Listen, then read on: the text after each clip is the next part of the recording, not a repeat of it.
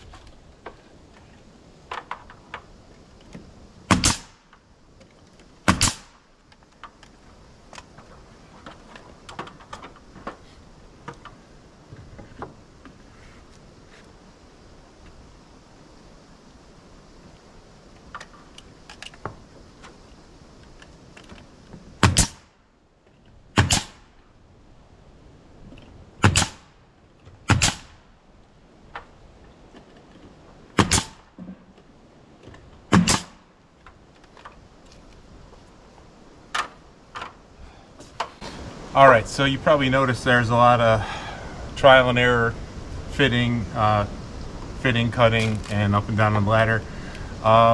That's really a characteristic of working with vinyl casement windows, which have these vinyl pinch welds in the corners, which kind of push out. You do want to maintain a gap in here so you can come back later and caulk. And vinyl windows themselves are never perfectly straight.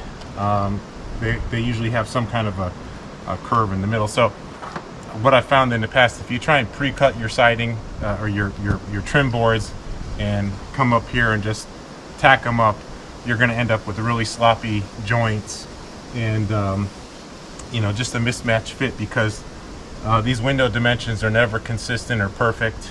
These windows are actually pretty good compared to some I've worked with, but if you just want really nice, tight, clean trim joints, you really need to do custom fits around each window frame. Definitely use a level on one of your horizontals to get that perfect, and then make everything fit from there. Now I do have one nail here that's skipped out. I suspect it probably hit another nail behind it, so I'm going to get some pliers and try and clean that up. I'll probably have to patch that before I paint. But other than that, this guy's done, and we can move on to the next window.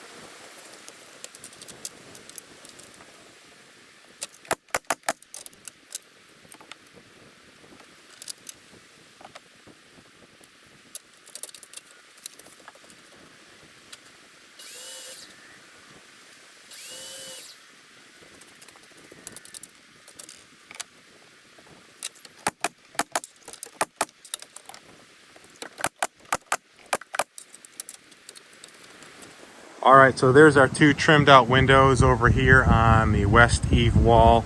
And I like finally seeing trim on these high mounted transom windows. It kind of shows me the styling I was after. I think these are going to look really good once that trim is painted white and the windows kind of pop out a little bit from the siding. So the next thing I need to work on is installing and trimming this door over here. Unfortunately, it's a little bit too windy today for my tastes to be wrestling a pre-hung door by myself. We got like 30 to 40 mile an hour winds right now, and I'm just thinking it might be a disaster if I try and put the door in there, especially since this door was fairly expensive. I think it was about $500. So that's going to have to wait till another calmer day, but I will try and do a video on that. So until then, thanks for watching.